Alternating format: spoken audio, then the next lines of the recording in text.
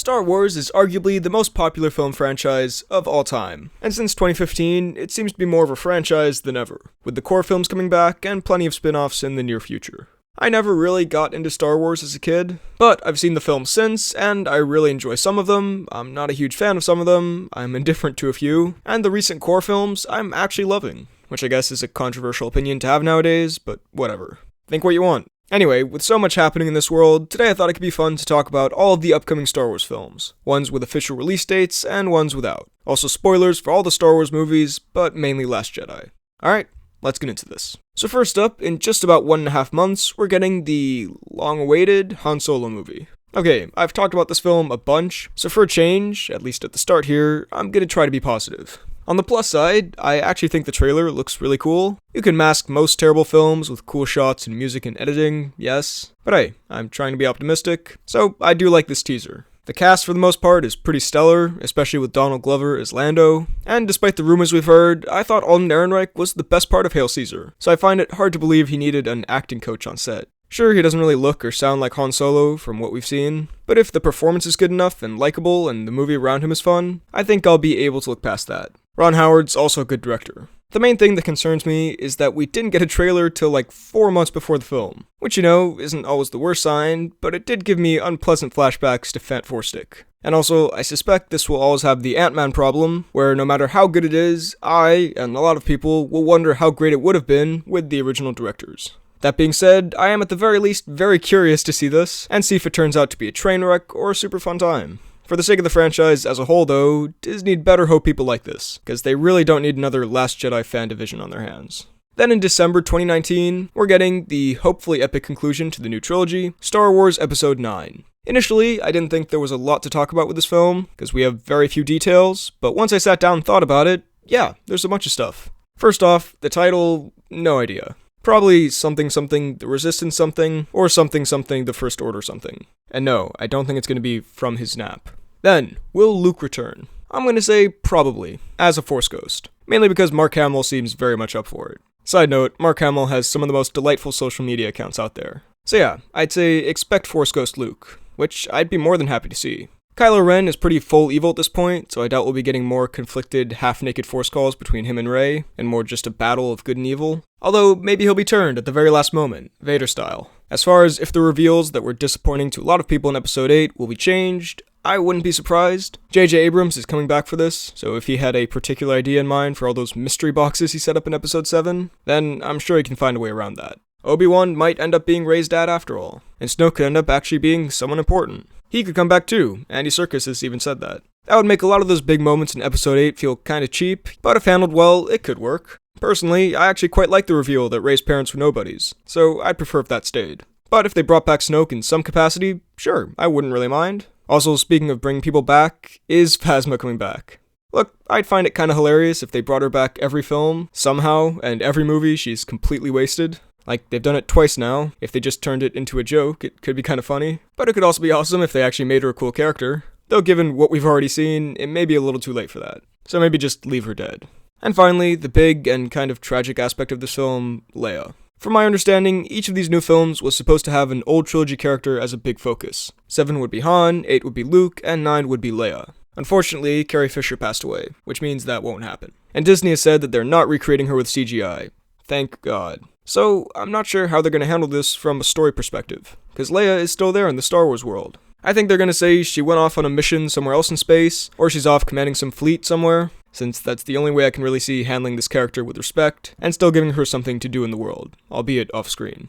Look, honestly, with the episode as a whole, I wouldn't have gotten Abrams for this, because while I enjoy his work and I really like Force Awakens, I don't think he should come back for another one. I think he was a perfect choice for restarting a franchise with a soft reboot, because for the most part, he really just makes homages and similar stories. That's not meant to be an insult, really. He just does. So I don't know if I would have picked him to cap this off. I really liked how different Last Jedi got, but clearly, a lot of people didn't. So personally, I think Lucasfilm should have tried to find someone in between the safeness of JJ and the out-there-ness of Johnson, to make a creative finale that also still satisfied most people. Who that would be, I'm not sure, though to be fair to Lucasfilm, I'm pretty sure it wasn't Colin Trevorrow. Alright, so then there's the Obi-Wan film.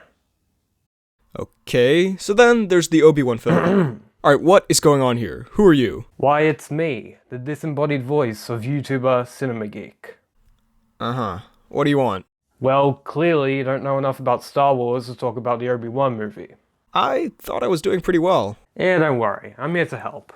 I'll take this one for you, don't even sweat it. I'll let you back on afterwards. You can pay me later. What? No, I'm not gonna pay. Okay, alright, let's get into it. So, the Obi-Wan movie.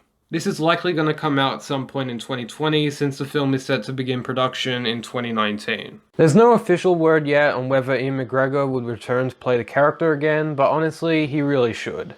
He gave the best performance from anyone in the prequels, even though he had to work with some terrible dialogue. He's also said on numerous occasions that he'd like to come back, so it's not a Daniel Craig Bond situation where he hates the role and is just doing it for the money. Liam Neeson also said he'd be up to reprise his role as the Force Ghost Qui-Gon Jinn, which would be pretty great to see as well. As for a director, it's rumored that Stephen Daldry is in early talks, and he's directed a bunch of drama movies I haven't seen. So I guess that's a pretty interesting pick for a Star Wars movie. Since this film would have to take place between Revenge of the Sith and the original Star Wars, we could see a more broken down and vulnerable side of Obi-Wan, since the person he spent years training turned against him and became this evil dictator over the entire galaxy. Kinda like Luke in The Last Jedi. It would be a great opportunity to have a more personal and gritty Star Wars movie like what Logan was for the X-Men franchise. Will Disney and Lucasfilm take this approach? Yeah, nah, they probably won't do anything like that, but here's hoping.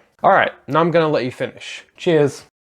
Okay, well, that was the Obi-Wan movie. Moving on, at some point, we're gonna get a Rian Johnson standalone Star Wars trilogy, somewhat related to the main series. Honestly, this sounds pretty promising to me. I mean, we don't know a lot yet, but the only real thing that has me hesitant here is, why make it a trilogy already? Like, I know that's sort of the Star Wars thing, and you want to set up a story you can tell in its completion over 3 parts, but I just hope they're not jinxing themselves here. Like, maybe make the first one with a few subtle potential setups, and then, if people like it, then make the rest. Besides that, sign me up. This apparently won't be affected by The Last Jedi backlash, so that's great, because I really enjoyed The Last Jedi. Cue the entire comment section now being essays about why The Last Jedi was the best or worst movie ever. But I also love the idea of branching out in different directions in the Star Wars world, away from the main story. For the record, I haven't seen any of the TV shows or read any tie-in novels, so maybe they do that a lot there, but in the movies at least, I'm always thinking, this universe is so huge, with so much to explore, and for a filmmaker to be creative with. So let's explore it outside this main story. Different planets, different interesting characters, all of that.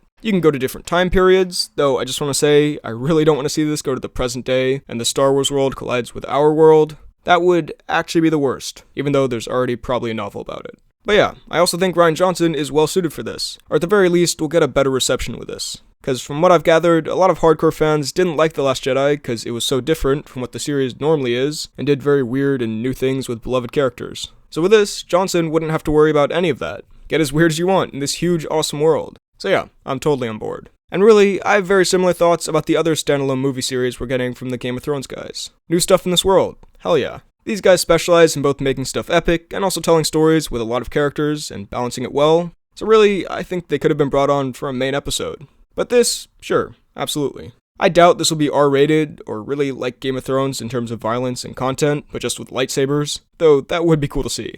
But I'm hyped to see what they come up with. This isn't a movie, but I just want to mention here that Jon Favreau is working on a live-action Star Wars show for the new Disney streaming service. Sounds great. Jon Favreau is mostly more hit than miss, and I'm excited for the service in general to come out.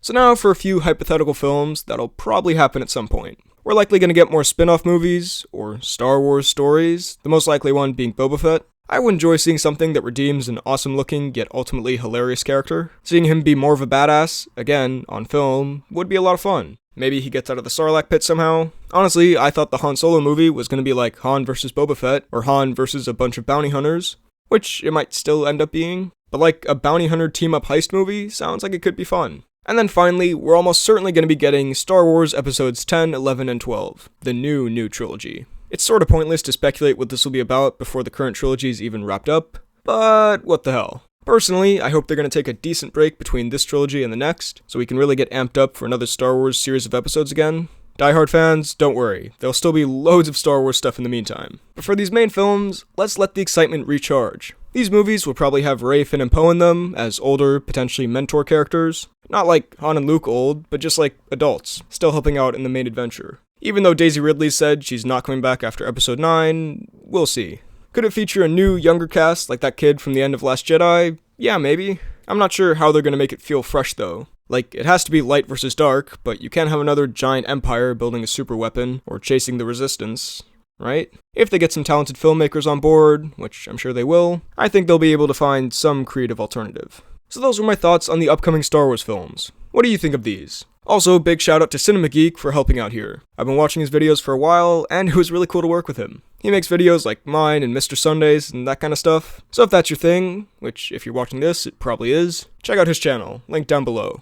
Also, super underrated Twitter account. Follow him, at CinemaGeekYT. While you're at it, be sure to like this video, check out my Instagram and Twitter at BHL_Hudson, check out this podcast about movies and TV and whatnot I do every other week with a friend of mine, it's called the Poorly Planned Podcast, and subscribe for more videos like the one you just watched. Thanks for watching, and I'll see you next time.